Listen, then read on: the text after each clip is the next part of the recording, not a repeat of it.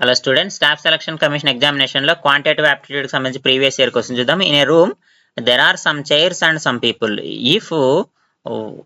If on each chair only one person is seated, then there is no chair for exactly one person. అంటే కొన్ని కుర్చీలు కొంతమంది మనుషులు ఉన్నారు. అయితే ఒక కుర్చీలో ఒక్కొక్క పర్సన్ కూర్చుంటే ఒక పర్సన్ మిగిలిపోతాడంటమ్మా.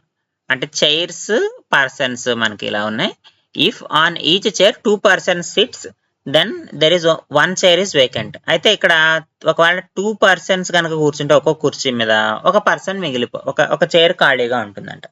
సో దీనికి సింపుల్ గా మనము ఒకసారి ట్రయల్ అండ్ ఎర్రర్ మెథడ్ లో చేసిన రెండు కుర్చీలు ముగ్గురు మనుషులు అనుకుందాం.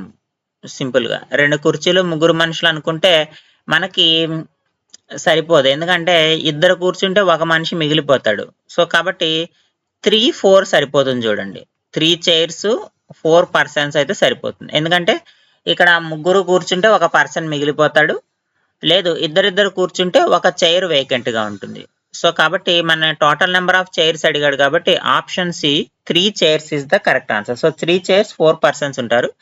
లేదు నేను ప్రాబ్లమాటిక్ గా చెయ్యాలి ఇలా ట్రయల్ అండ్ ఎర్రర్ మెథడ్ లో కాకుండా అంటే మనం చైర్స్ ని ఎక్స్, నెంబర్ ఆఫ్ పర్సన్స్ ని x+1 అనుకుందాము. సో మనకి ఏమి ఇచ్చాడు, ఈ total number of persons is equal to ఒక్కొక్క చైర్ లోను ఇద్దరు కూర్చుంటే ఒక చైర్ మిగిలిపోతుందంట. x చైర్స్ కాబట్టి x-1 చైర్స్ లో ఇద్దరిద్దరు పర్సన్స్ కూర్చుంటే టోటల్ పర్సన్స్ కి ఈక్వల్ అవుతుంది కదమ్మా. అంటే 2x - 2 is equal to x+1.